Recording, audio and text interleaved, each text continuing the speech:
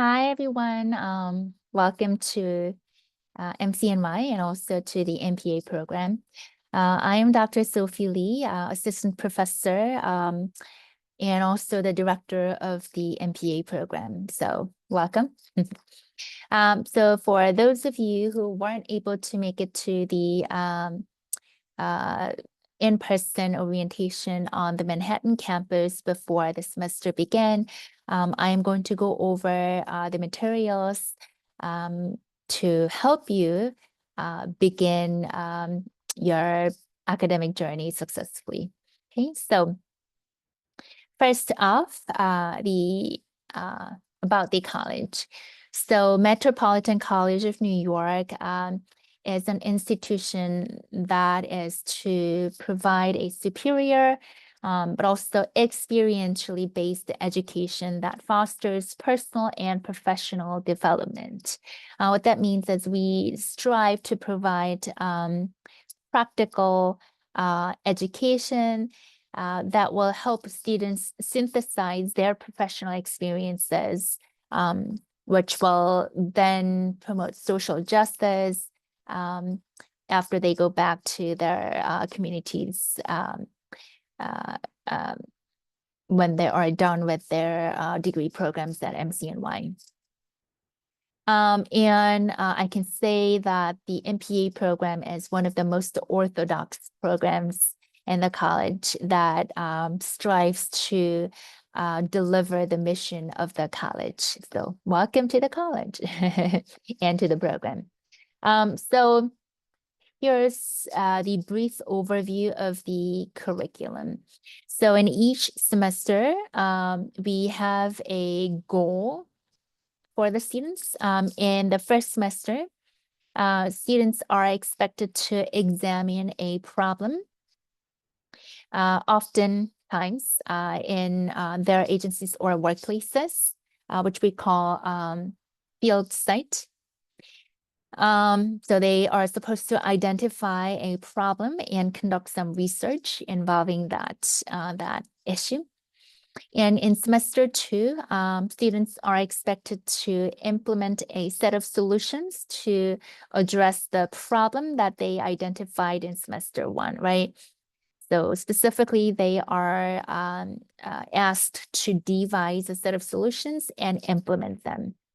And in their last semester, they are expected to evaluate the set of solutions that they implemented in semester 2. Specifically, the goal is to evaluate the effectiveness of the solutions and expand them, right? And the whole process is documented in a document called constructive action. So the constructive action is students' master's thesis. And we wanted to emphasize the action component in the students' thesis project, which is why we call the student's master's thesis or capstone in some other programs a constructive action. In each semester, students take the CEA courses, which we mean thesis advisement courses, and also dimension courses. So dimension courses are all the other courses that are not the CEA courses, right? So specifically 6 credits of CEA, 6 credits of dimension courses, 6 credits of thesis, and 6 credits of dimension in each semester. And depending on students' concentrations, they will take different concentration courses. Some terms and jargons, although I just went over some of the terms that are part of this list. So constructive action, CA, refers to the thesis advisement project, right? Thesis project, right? So constructive action course refers to the thesis advisement course. And obviously, CA instructor refers to your thesis advisor. And CA document refers to your master's thesis document. And dimension courses refer to all the non-CA courses. And there is one essay that is incorporated into your constructive action projects, which is called dimensional analysis essays, right? I just mentioned that all the non-CA courses are called dimension courses. And in this dimensional analysis essay, well, it's actually just one essay. You are asked to think about the ways that you could apply the knowledge from each dimension course to your CA project or even in your career in general, right?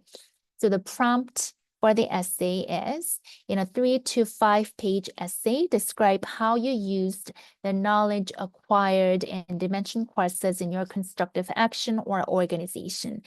Cite appropriate sources such as an assigned text and include supporting quotations and references. Okay, your constructive action instructor, so your master's thesis advisor, will discuss the details of this essay sometime around week 8, 9, or 10. Okay? And at MCNY, we use the language purpose when we mean to say semester. This is to emphasize our mission, which is called purpose-centered education. So, it is our attempt to emphasize the practical aspect of our curriculum. Okay, so that's what PCE stands for, purpose-centered education. And lastly, field site. This is the term that refers to your CA site, right? So this is where your CA project is being conducted. Most students choose their agency or workplace as the field site. And if you are in a position where your agency or workplace cannot be used as the field site, please consult your CA faculty for alternative arrangements. And some terms related to online education. So Moodle Shell is a course management tool. And once you log in, you will see a list of course shells.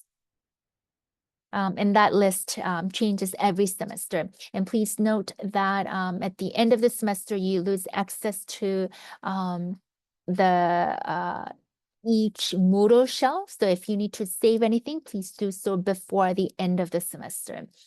Then we have the self-service, which is a tool that allows you to access your transcript or your financials and etc.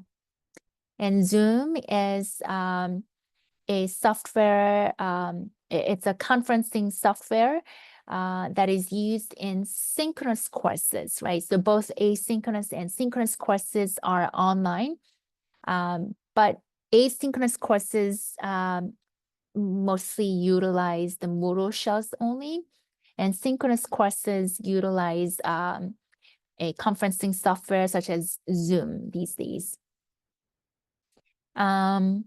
Although even when you are enrolled in an asynchronous course, the specific instructor might offer some optional live sessions via Zoom, but mostly asynchronous courses refer to the ones without live Zoom sessions.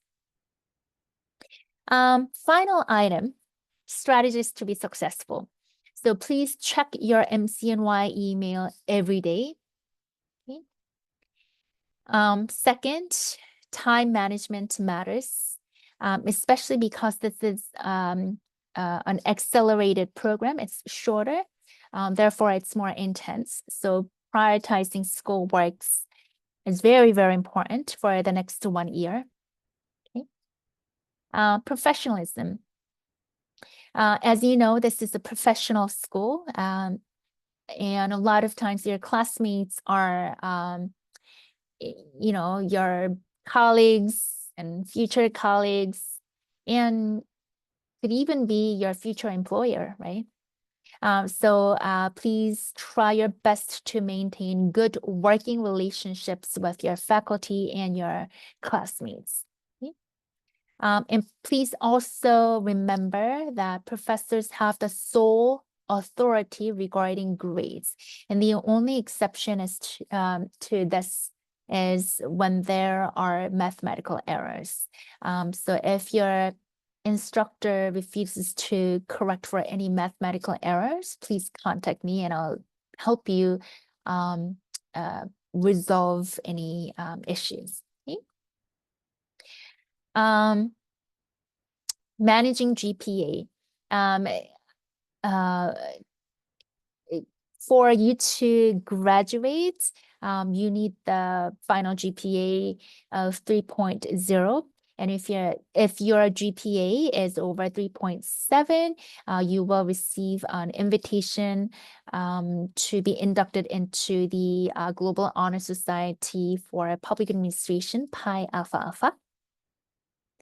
And to manage your GPA or to maintain a high GPA, asking for feedback early on is very, very important. But always be professional in all of your communications. Okay? We do have the Learning Enhancement Center and offer tutoring services there. So if you have any writing questions, and actually, even if you don't have any writing questions, having tutoring sessions at the LEC usually improves your grades a lot. So that is part of your tuition. So I suggest that you utilize the services by emailing the LEC and ask for tutoring sessions, okay? The last item, troubleshooting. So if you have any issues in the middle of the semester, reach out to professors as soon as possible. Discuss your problems. If you need an extension, email the instructor before the actual deadline, not after. But always remember that email etiquettes matter a lot, okay? And as I mentioned, and I'm the director, so if you have any issues in the program, which I hope not, but even if when you don't have a problem, you could always contact me for a meeting. I'm on the Manhattan campus usually, but we could always set up a Zoom meeting because it's more convenient and quicker. The college has social workers, Dean Clotilde Ibarra and Director Michael Molina, who also is the student advisor for the program. And some resources, so accessibility services, and Learning Enhancement Center, career services if you are currently seeking employment. And also there will be emails regarding departmental events and workshops. So look out for them. Please check your MCNY email every day. And lastly, the I grade. So the incomplete grades are equivalent to a grace period, right? So these are not the same as the F grade. Although if you do not follow up, your I grade will automatically be converted into an F grade. So, however, you must have submitted the majority of assignments, right? This means that if you weren't submitting any assignments, you are not eligible for the I grade, right? So the rationale is to provide some grace period for those who were working diligently toward passing a specific course. And if something happens, if an unforeseeable accidents happen, then we're granting this opportunity so that the student can work on, even after the semester, the outstanding assignments and still receive a grade, okay? But this should be requested early on, not on the last day of the semester. I suggest that you contact your instructor at least in week 12. As I mentioned, very importantly, this I grade is automatically converted to F unless the remaining assignments are submitted during the breaks. Okay. However, if you need more than just 3 to 4 weeks, you could always contact your instructor for alternative arrangements. Okay? And more can be found on Student Handbook. Okay? I guess that's it for today. If you have any questions, feel free to contact me by emailing me. I'm always here to help you succeed.